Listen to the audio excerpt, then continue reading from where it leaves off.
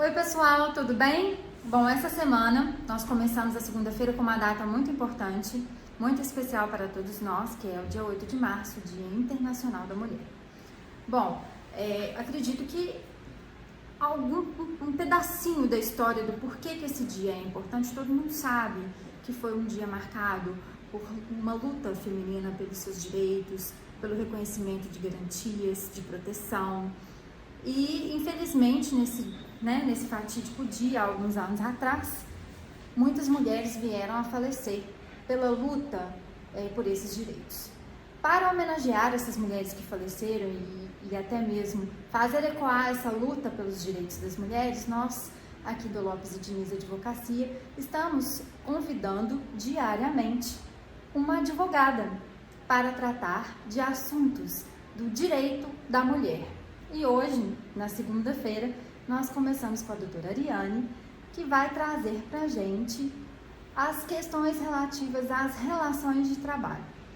Então, doutora Ariane, o que a senhora acha sobre essas questões trabalhistas da mulher? O que a senhora vê de evolução ou de não, né? Ou de andamos para trás ou andamos para frente em relação à conquista desses direitos trabalhistas para o nosso universo feminino, que é tão diferente do universo masculino? Isso é uma coisa que a gente precisa admitir, né?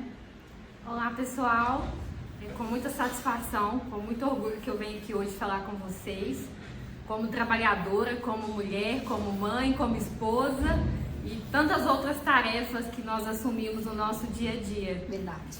E quando a gente vai pensar, no trabalho da mulher, a gente tem que entender quando que isso começou, né? Porque historicamente a mulher foi aquela figura que cuidava dos filhos, que cuidava da casa, do marido. Figurativo. E quando a gente vai nessa questão da história, a gente vai entender que lá na Segunda Guerra, os homens foram para a guerra e havia o cultivo, o comércio que cada família tinha. E fez-se necessário que essas mulheres começassem a trabalhar e a prover ali a comunidade local que ficou desabastecida pela ida desses homens à guerra. Então ali a gente começa a ver os primeiros passos desse trabalho. E com a Revolução Industrial fez-se necessário mão de obra. E qual mão de obra que poderia ser utilizada de forma barata? Eficiente e barata, né? A mulher. Então a gente vai perceber que no auge, daquele início da industrialização, a mulher vem trabalhar, inclusive trazendo as crianças, porque assim como é hoje, não se tinha com quem deixar as crianças, e essa mulher vinha, só que a criança começava a trabalhar também. E em situações totalmente precárias, com jornadas de trabalho que às vezes eram de 14, 16 horas, não muito diferente de hoje, porque a gente, além do trabalho fora, a gente também tem que assumir o trabalho em casa. Então ela começa a dar os primeiros passos. Aí ainda numas atividades mais precárias, mais simples, que eram desenvolvidas. Só que despertou na mulher essa possibilidade. Olha, eu posso ter meu dinheiro, eu posso trabalhar e eu posso ajudar a prover a questão financeira da minha casa. E a mulher começou a se desenvolver e a capacitar. E hoje a estatística mostra que as mulheres são muito mais capacitadas, muito mais desenvolvidas e em alguns casos até mais competentes que o homem para desenvolver boa parte das atividades, ou diria até quase tudo.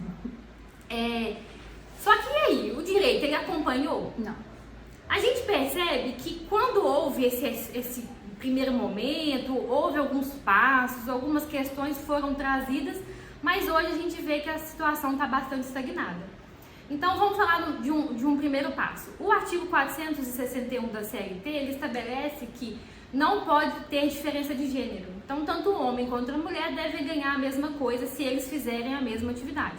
Então se você estiver dentro de uma empresa, um trabalho feito nas mesmas condições, com a mesma capacidade técnica, ambos devem receber a mesma coisa. Então isso é fato. Se essa régua não passar, a empresa vai ser condenada a pagar as diferenças. Mas e a ascensão dentro da empresa? Isso aí é um ponto muito importante, né, gente? Porque uma coisa é você ter direito a salário igual, outra coisa é você ter, de fato, oportunidades iguais de sair do lugar onde você está e galgar voos mais altos. E será que realmente a nossa sociedade está preparada para lidar com mulheres voando mais alto? A gente vê que algumas empresas, as grandes empresas, começaram agora, a gente está falando lá da guerra em 1900, né, 1914, e agora começaram a instituir, e a gente vê grandes empresas com CEOs que tem ali um cargo que é ocupado pela mulher. Mas a pesquisa mostra que se a gente continuar caminhando nesse sentido, só em 2095 nós teremos um direito... Não estaremos mais aqui. Não estaremos. Vai ser igualitário essa chance, essa oportunidade que a doutora disse. Então, embora exista na lei nos garantindo o mesmo salário, a gente não vê a mesma chance de oportunidade no crescimento. E por quê? Porque muitas vezes a questão da maternidade vai ser o grande impacto. Justamente. E para a maternidade tem uma série de garantias. Então você vai ouvir falar, não, mas a mulher tem muitas garantias conferidas em lei. Mas nós sabemos que o objetivo ali, na verdade, é resguardar a criança. Então, quando você fala que existe uma estabilidade, que essa empregada não pode ser demitida. Inclusive, quando você vai admitir uma mulher, você não pode fazer o exame de gravidez para que isso não seja uma forma de segregá-la. E se ela é admitida ou se no curso do contrato de trabalho ela fica grávida, ela tem uma estabilidade que conta a partir do momento da concepção até 5 meses pós-parto. Então ela não pode ser demitida da empresa, exceto por justa causa. Ela teve um neném, então ela vai ter direito a 120 dias de licença maternidade. Para quê? Para promover os primeiros cuidados dessa criança. Algumas empresas que têm adesão à empresa cidadã ou acordo ou convenção coletiva, esses 120 dias passa a ser 180. Para quê? Para cuidar da criança. Depois que ela volta, ela tem direito a uma licença para amamentação. Então é 1 hora por dia. Pois é, gente, gravar vídeo é isso aí. A gente grava e o cachorro do vizinho tá que late, né? Mas enfim, vamos continuar. Então, ela tem direito a 1 hora, que pode ser fracionado 30-30 ou 1 hora para chegar mais tarde ou sair mais cedo da empresa para poder amamentar essa criança. Mas aí você deve estar perguntando, doutora, a criança só amamenta uma vez no dia? Não é? Como a CLT é muito antiga, pessoal, a gente tem que lembrar que a CLT tem mais de 70 anos.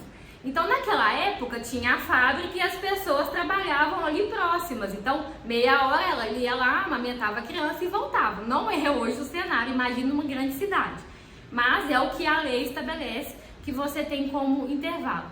A lei também coloca que se você tiver mais de 30 empregadas que tenham acima de 16 anos, é garantido um espaço para que essa amamentação aconteça. E na impossibilidade de estabelecer esse espaço, a empresa ela paga um auxílio que chama auxílio creche. Normalmente isso é estabelecido em acordos ou convenções coletivas. Então, até que a criança complete 6 meses, ela tem direito a receber esse auxílio. Pois é, né, gente? Parece que os meninos só vivem, só comem, só mamam até os 6 meses, né?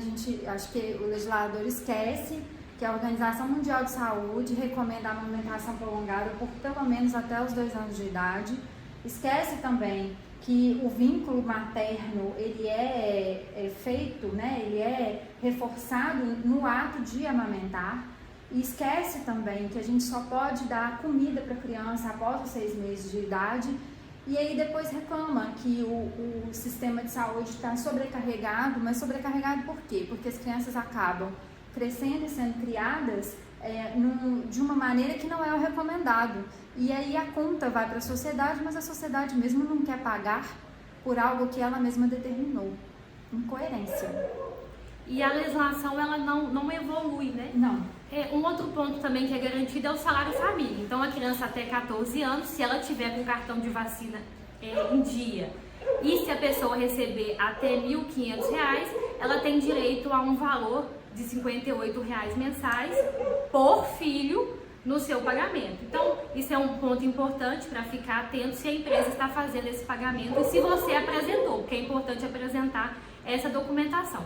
Então, a gente percebe que essa estrutura da legislação, na verdade, ela está protegendo a criança. É óbvio que nós, como mães, a gente quer que nossos filhos sejam protegidos. Mas e a mulher, né? Onde a mulher fica nesse contexto do legislador?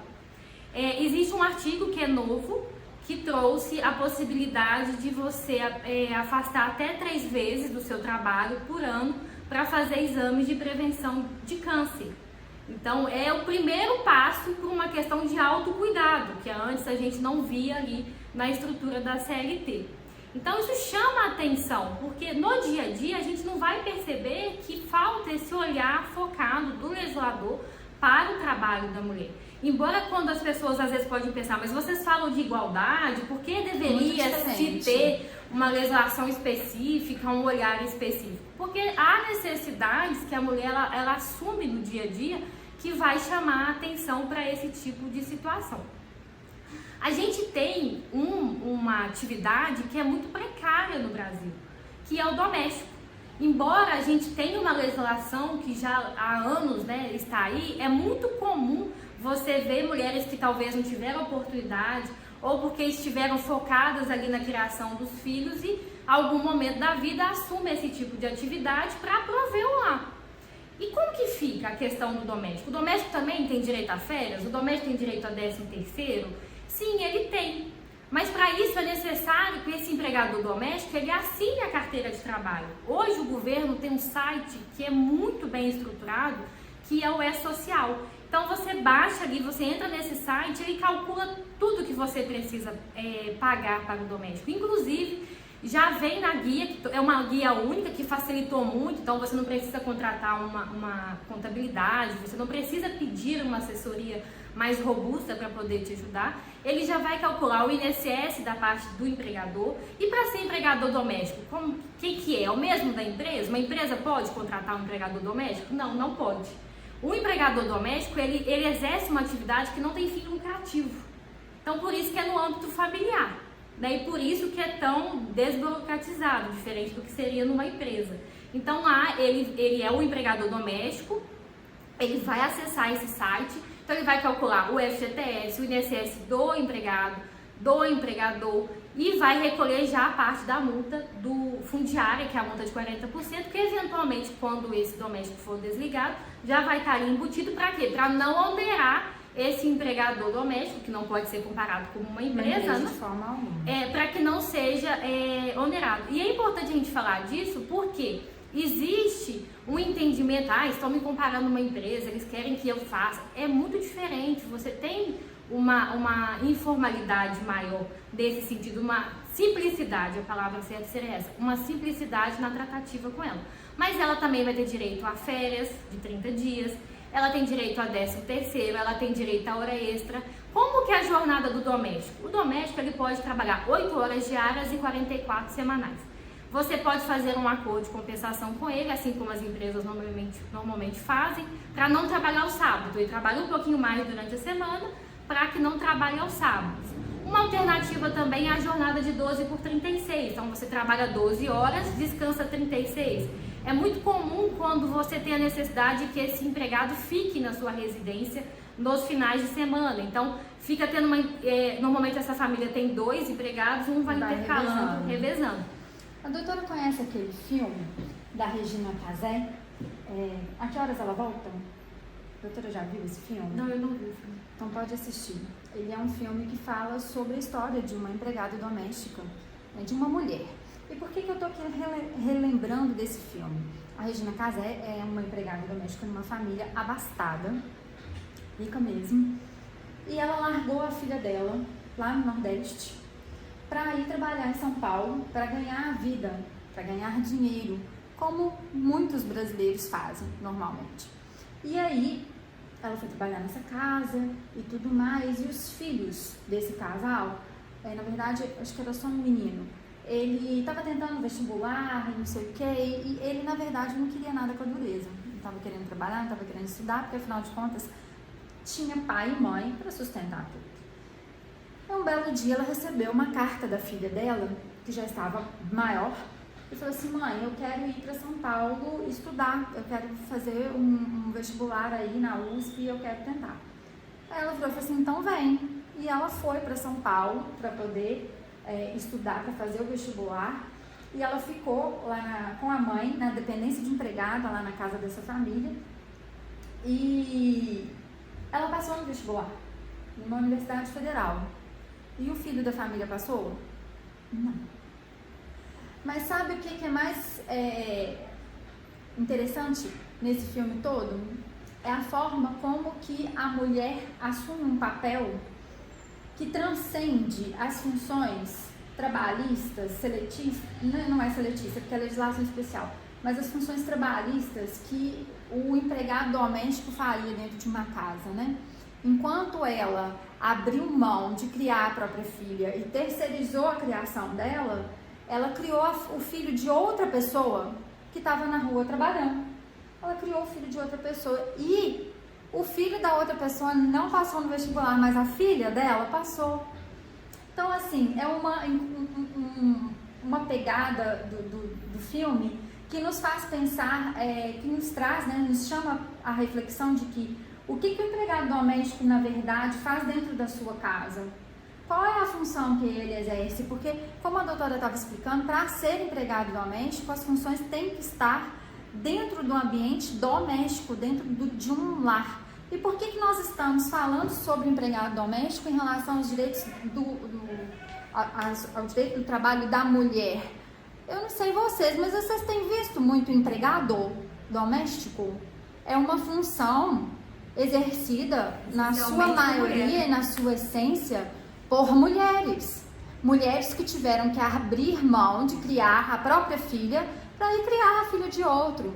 Então, quando vocês pensarem assim, nossa, mas eu preciso de alguém, um ajudante aqui para minha casa, eu preciso de alguma coisa assim, eu acho que a gente precisa olhar para a pessoa que está indo trabalhar dentro da nossa casa como alguém que tem os mesmos problemas, os mesmos desafios, os mesmos obstáculos que a gente. E os mesmos direitos. E os mesmos direitos. Então, ao invés de questionar o porquê que eu tenho que pagar FGTS, por que eu tenho que pagar férias, por que eu tenho que pagar 13º, você não recebe? Então, elas também têm direito a receber. E o mais importante que me chama muita atenção é essa situação. A pessoa está trabalhando dentro da sua casa, para a sua família, na sua intimidade, na sua privacidade. O mínimo que você tem que ter por ela é empatia. Empatia, porque ela está fazendo aquilo que era para você fazer. E o legislador, diante disso, porque havia um excesso, o que acontecia com os empregados domésticos?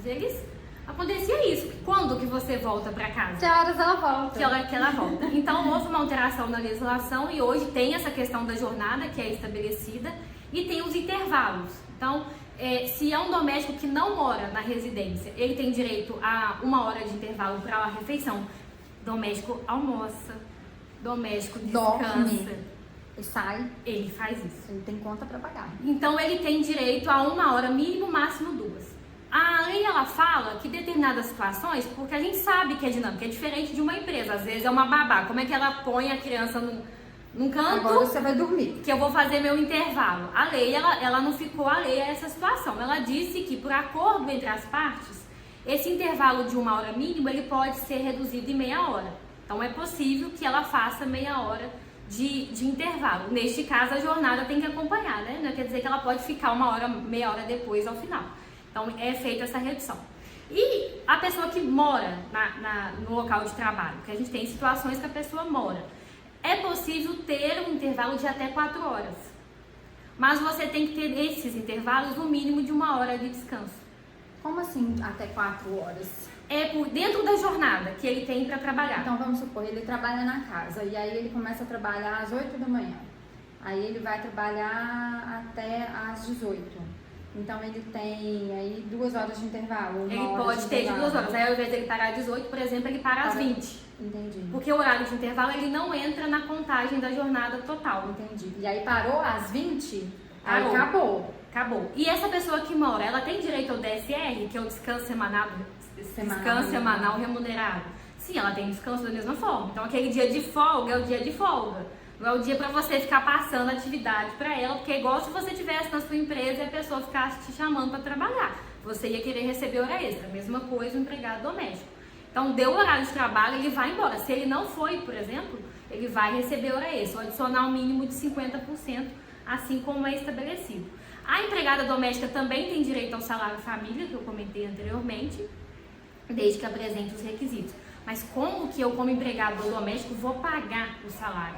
Você não paga, na verdade vai ser incluído na na sua guia do e-social e no e-social e vai ser descontado do total que você deveria pagar, porque quem paga salário família não é o empregador, quem paga é a Previdência. E a empregada doméstica tem direito à licença maternidade? Da mesma forma que acontece com a seletista, ela tem direito, só que neste caso ela vai solicitar, assim, quando ela tiver o neném, ela vai ligar para o INSS no 135 e vai pedir um agendamento e vai ter acesso ao seu benefício. Assim como auxílio acidente, porque a empregada doméstica também pode sofrer um acidente. Assim como auxílio doença comum, porque se ela tiver alguma doença, por isso que é importante ter o recolhimento previdenciário. É trazer o que a doutora disse. O mesmo que aquele tratamento que a gente quer lá na empresa, a gente proporcionar também para a empregadora doméstica, que tem que receber a mesma tratativa que receberia. Um outro ponto que eu queria falar, que aí pode acontecer tanto no doméstico quanto no empregado seletista, é o assédio moral. Assédio moral. Por ser mulher. Quem nunca? Ah, isso não é possível porque você é mulher. Ah, vou marcar uma reunião tal horário, mas você não pode porque você precisa ir para casa. Porque você tem que cuidar dos seus filhos. Eu quero marcar um trabalho no sábado, você não pode? Ah, mas o fulano que é ali seu par, porque às vezes você tem um par que trabalha, né? Vamos supor, 2 analistas que trabalham lá do lado. Mas o João pode, você não pode? E esse tipo de exposição que faça menção ao nosso gênero, que deprecia a nossa qualidade enquanto mulher, ele também, a longo prazo, porque o assédio ele requer reiterados atos, né? Para que aconteça o assédio, ele também pode ser caracterizado. Então é preciso ficar atento, você aí, porque a gente espera também que os homens estejam nos assistindo, porque nós não queremos um público só feminino, nós queremos atingir principalmente os homens, para que você que tenha na sua equipe, você que é um empregador, que tem uma mulher trabalhando na sua equipe, muito cuidado na forma como conduz. E um ponto muito importante que é pouco falado, assédio sexual. É pouco falado. A gente vê borbulhando aí as pessoas falando de assédio, às vezes nem é assédio, as pessoas acham que é. E o caso do assédio sexual, normalmente ele é muito escondido. Por quê? Acontece muito com o empregado doméstico, principalmente aquelas que ficam na casa da família, que dormem lá. Isso acontece com frequência. E aí, como é que chega para falar que o patrão fez isso ou falou aquilo? E no caso, você vai ter que falar para a esposa. Não é? Como é fácil? Porque você não tem uma empresa, você tem canal de transparência, você tem o RH, você vai ter outros caminhos, não, mas e aí? Não, esse aí você vai ter que enfrentar. Vai ter que enfrentar. Só que o preconceito reina. Sim, e o medo também reina, porque se você tem que chegar para a dona da casa e falar assim, olha, o seu marido fez isso, você acha que ela vai acreditar no marido ou você acha que ela vai acreditar na empregada? O que é que ela vai preferir acreditar? Muitas das vezes ela vai preferir se enganar para não ter que tomar nenhuma atitude. Mas, e aí? E como que a gente lida com isso? Quais são os instrumentos que essa mulher tem para se defender diante de uma situação dessa? E às vezes a própria empregada também vai silenciar, por quê? Porque ela tem 3, 4 trabalhar. filhos em casa, que ela precisa trabalhar e ela vai acontecer. Isso inclusive na questão da empresa. Antes de falar da doméstica, o que pode fazer, mas até porque às vezes essa mulher acha que se ela falar, ela não vai conseguir ascensão no cargo que ela espera, ela vai achar que isso é mimimi, enfim, a gente precisa quebrar esses paradigmas. E quando a gente fala de assédio sexual, o que é assédio sexual? Se há correspondência, se há flerte, isso não é assédio, porque tem que tomar muito cuidado, porque às vezes está flertando e acontece alguma coisa, ele rompe e fala, eu fui assediado, isso não é assédio. Assédio é quando uma pessoa quer e a outra não quer. Ah, doutora, mas precisa ter passado a mão em mim, precisa ter chegado a tentar me beijar, tentar me abraçar. Não precisa disso.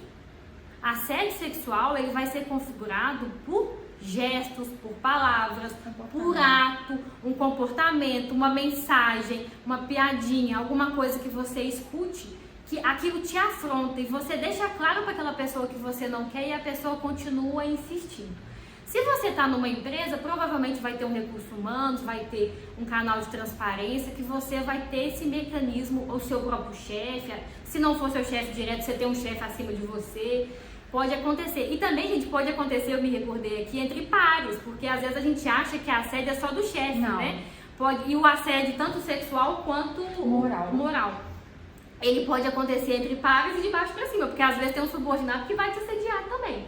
Então o caminho é o mesmo. Então você vai procurar esse meio de contactar. No caso do doméstico, realmente é complicado, porque às vezes você vai ter o marido, ou pode acontecer um assédio até vindo de uma mulher para outra mulher. Pode, gente. Pode a gente acontecer. precisa, que a gente acha que é só o homem que vai assediar, não é o que vai acontecer. E dentro da empresa pode ser que é um homem que está sendo assediado também, isso pode acontecer.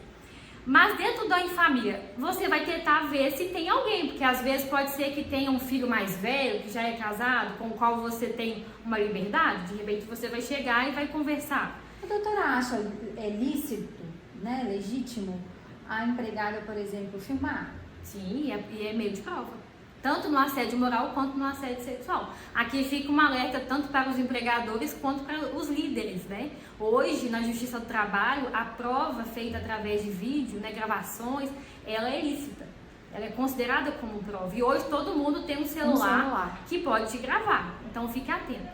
Então, dentro da esfera doméstica, ela vai buscar. Se ela não encontrar, aí vem a questão do rompimento mesmo. Ela vai ter que procurar ali uma oportunidade, de repente, uma rescisão indireta. Eu ia perguntar, uma rescisão indireta seria o caso? O caminho. O que é uma rescisão indireta?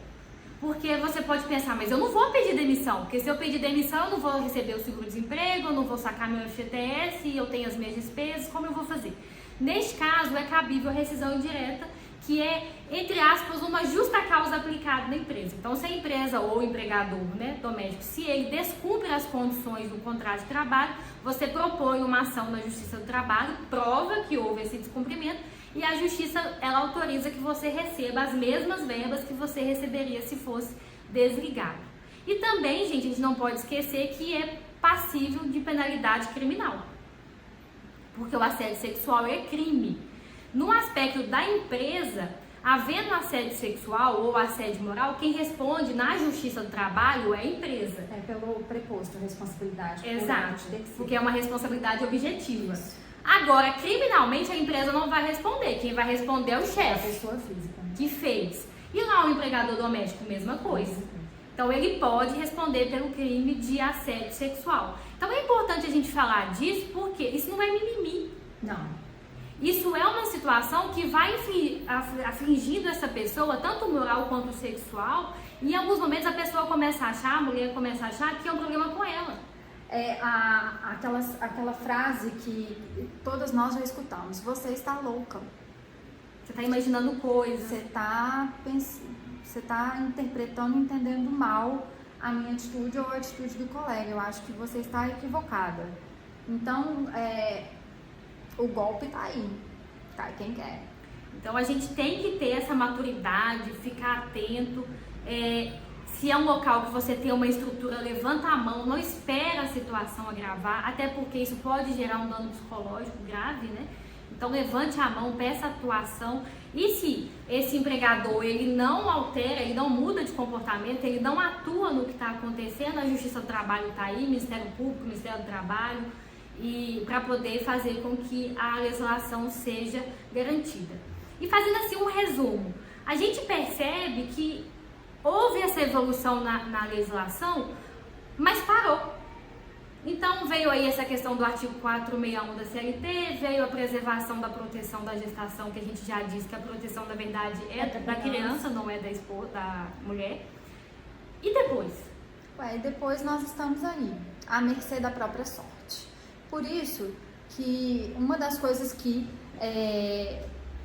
nos fez juntar e conversar e falar sobre o direito da mulher é justamente trazer informação, porque a informação liberta, a informação faz você perceber que, primeiro, você não está só, segundo, que você tem opção, e terceiro, que você tem uma perspectiva melhor. Então, se você está com algum problema, procure ajuda, fale, não se cale. Todas as vezes que nós nos calamos diante de afrontas morais, sexuais, emocionais, psicológicas, financeiras, nós estamos nos diminuindo e nós não precisamos disso. Nós precisamos de nos fortalecer, de nos empoderar. E uma vez que uma se empodera, a gente puxa a mão da outra. E assim a gente vai caminhando sozinho. Sozinho? Caminhando junto. Caminhando junto. Bom, doutora, eu gostei demais da nossa conversa, do nosso bate-papo. Acho que nós temos, assim, assunto para poder falar por horas, né? Como eu gosto de dizer, várias temporadas do streaming, né? Mas assim, a gente precisa encerrar e eu quero deixar o canal aberto para todo mundo que está nos assistindo, fazer as perguntas, trazer sugestões de tema. Se teve alguma coisa aqui que a gente falou que vocês gostariam que a gente aprofundasse mais, a gente pode aprofundar por outras formas, de outras maneiras. Quero agradecer muito a doutora Ariane pela contribuição que ela nos trouxe aqui nesse dia tão importante de mostrar pra gente que nós não somos objeto de trabalho, nós somos pessoas e nós temos direito. A gente tem o direito de trabalhar, a gente tem o direito de ser livre para trabalhar. Ser reconhecida. De ser reconhecida. Então, pessoal, muito obrigada para todo mundo que esteve até aqui. Muito obrigada, doutora Ariane. Espero que a gente possa gravar outras vezes. E até amanhã. Até a próxima, pessoal. Um abraço.